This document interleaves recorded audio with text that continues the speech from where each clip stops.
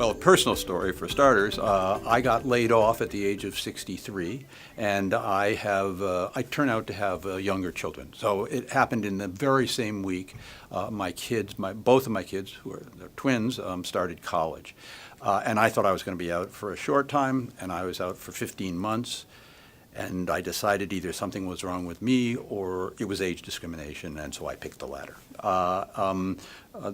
The broader issue is that I've tried in my entire career to follow when I was starting out, Russell Baker was still writing a column, and he wrote a column about why he became a reporter, and in effect he said, or in essence he said, he found life so complicated he needed a paycheck to learn how to live it, and I've sort of taken that as my mantra and changed my career.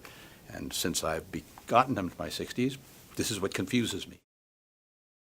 I think people in general do not understand, our readers, viewers do not understand that the kinds of protections that they think they have as working people as they grow older, protections that are similar to those that faulty, though inadequate though they may be, for African Americans, for women, for people of different sexual orientation, have been basically knocked down by the Supreme Court and the federal appeals courts, and the laws on age discrimination are extraordinarily weak at this point, and the bar you have to clear to make a case is extraordinarily high.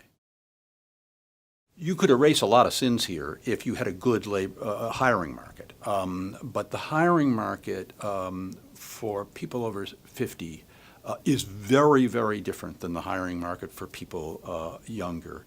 And in part, it's because essentially the entire American hiring market has gone online.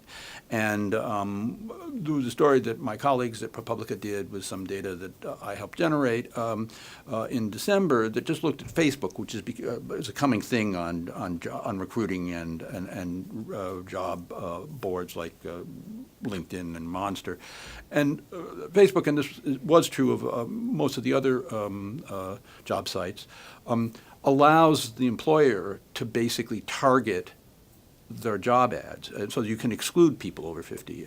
Now, this story didn't have the information about how many ads were excluded, but it means that the machinery of the hiring market now is built for discrimination, and indeed the next generation of hiring is going to be recruitment. That is, the employer is going to have these systems that search the web, find out about you, and come to you. And that is going to be very difficult to police for age discrimination. I cannot imagine why anybody would stop working. Yeah.